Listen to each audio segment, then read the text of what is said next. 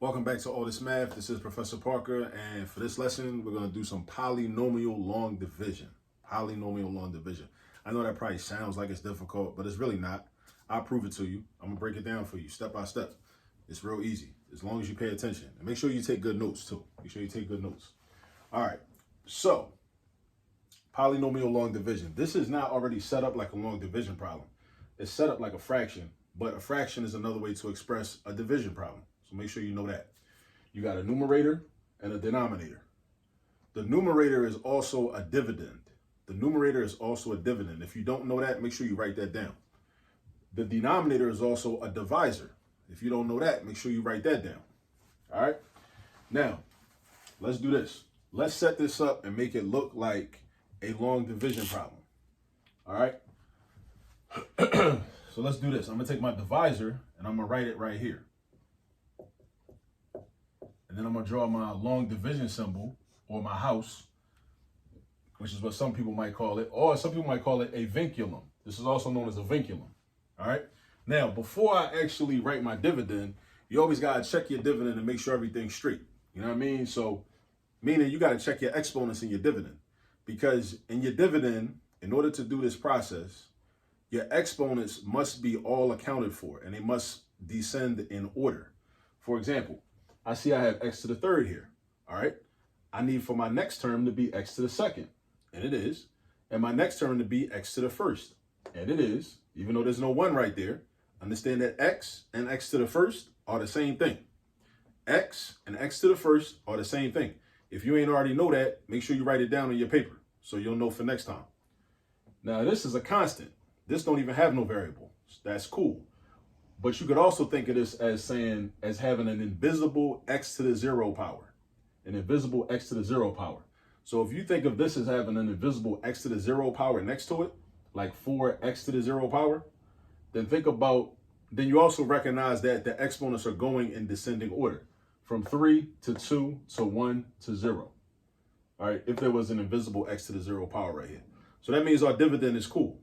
You'll encounter some problems where you got a dividend and all of your exponents are not accounted for. If that ever happens, like for example, imagine if 6x squared wasn't there and it was just 4x cubed minus 10x plus 4. That's a problem. That's an issue. You'd have to have a placeholder for the x squared term. And you'd have to throw a 0x squared into the dividend somewhere, right? After the 4x to the third. You'd have to do that so that we could do this method. But you don't got to worry about that in this problem because everything is cool. Everything is accounted for. You got your 3, your 2, your invisible 1, and your invisible 0 exponents. All right, so we good. So we about to just write the dividend in here. All right, let's get to it. So now I got 4x cubed plus 6x squared minus 10x plus 4. All right, that's what I got. All right, so everything is set up. Now we're ready to go. Now it's time to divide. Now, when we do long division, we're doing 3 different steps repeatedly. Divide, multiply, subtract. Divide, multiply, subtract. So I'm going to divide the first term by the first term. First term by the first term. So I got 4x to the third divided by 2x. 4x to the third divided by 2x is equal to 2x squared, right? After you divide, then you multiply that partial quotient by the entire divisor. So I do 2x squared times the quantity of 2x minus 1. Basically what that means is I'm doing 2x squared times 2x, then I'm doing 2x squared times negative 1. And I'm going to write the product underneath of here. So I got 4x to the third minus 2x squared. Now, after I do that, I put my bar, my parentheses, and a minus sign. My bar, my parentheses, and a minus sign, right? Now it's time to subtract. That's the third step. So I got 4x cubed minus 4x cubed. Then I got 6x squared minus, now respect this minus sign out here. Make sure you respect the minus sign. All right? Respect the minus sign, 6x squared minus negative 2x squared. So that becomes a double negative. So that becomes addition. So that's 6x squared plus 2x squared, which is 8x squared. All right, now we ready to start the process over after the next term in the dividend migrates down south. just like how some people migrate down south. All right, so now that becomes 8x squared minus 10x. Now we're ready to start the process over again. Divide, multiply, subtract. Divide, multiply, subtract, just like we did up here with 4x cubed plus 6x squared. We divide it, boom, boom. We got that. We multiply by this and this. We got this. Then we subtract this, and we get that. Bring the negative 10x down, start over again. Start him over. Now we're doing the same thing over again, over and over. It's a pattern. Once you grab the pattern, you catch the rhythm of the problem, then the problems get real easy. So now we got 8x squared divided by 2x, which is going to be positive 4x. Right? Now, we did our division. Now it's time to multiply. 4x times 2x, 8x squared. 4x times negative 1, minus 4x. Draw your bar. Put your parentheses, your minus sign. 8x squared minus 8x squared, that cancels out and becomes 0. Negative 10x, respect this minus sign. Don't go straight down. Don't go straight down. Respect this minus sign out here. Negative 10x minus negative 4x is the same thing as saying negative 10x plus 4x, because a double negative becomes addition. That's why a double negative becomes addition. Negative 10x plus 4x is negative 6x. Now this 4 right here is going to migrate down south. Negative 6x plus 4. Now we start the process over again. We're going to divide, multiply, and subtract again. All right, we almost done though. This is the last time we're going to have to do it because there's no more parts of the dividend to migrate down south. So after the 4, it's nothing else after this. All right, so we know we almost finished. That's how you know you're almost done. So now we're going to divide. Negative 6x divided by 2x is equal to negative 3, because negative 6 divided by 2 equals negative 3, and x divided by x equals 1. All right, now it's time to multiply. Negative 3 times 2x is negative 6x. Negative 3 times negative 1 is positive 3. Parentheses, bar, minus sign. Negative 6x, that's a double negative. A double negative becomes addition. These two cancel out. Then you got 4 minus 3. Don't do 4 plus 3. Don't do that. That would be wrong. Respect this minus sign out here. Respect this minus sign out here. Respect that minus sign out there. Recognize it. Respect it. Use it.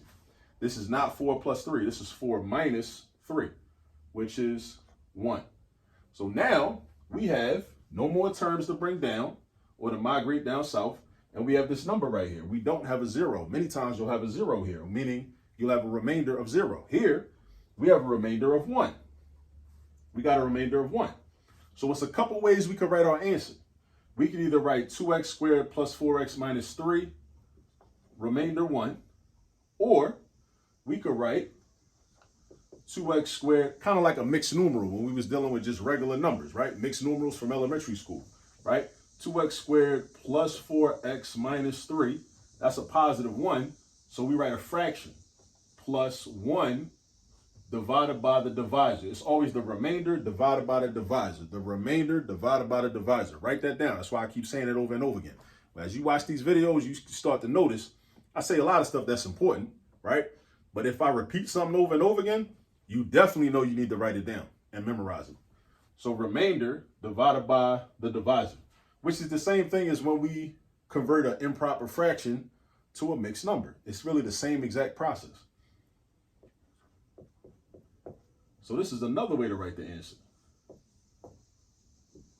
So you can write it like this and just say, write a letter R, which represents the word remainder. This saying we got a remainder of 1, right? Because we got a 1 right here. Or you could say, this is your quotient, plus 1 divided by 2x minus 1. Remainder divided by divisor. So these are 2 different ways we could write the answer. 2 different ways we're going to write the answer. Now, something I want to do, right? I want to do something, right?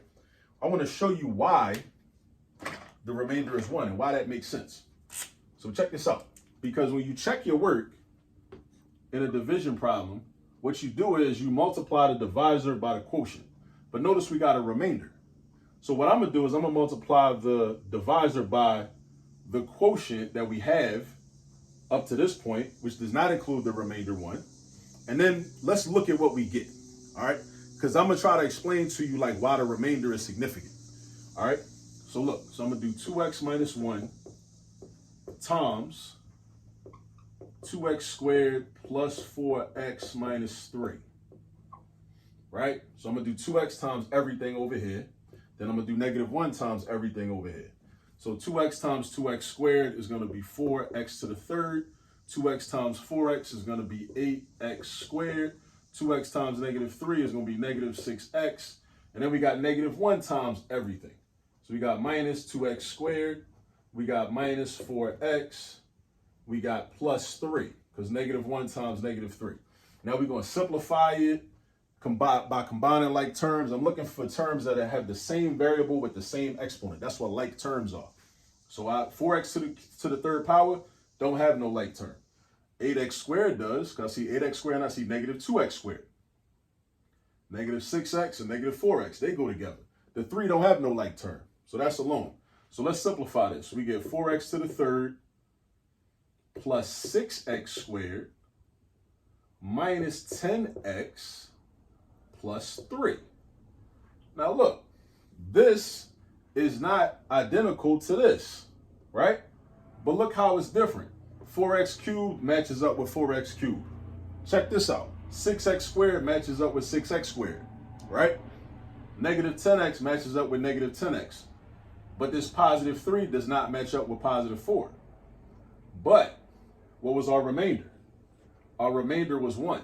So what would happen if we add 1 to this? If we add 1,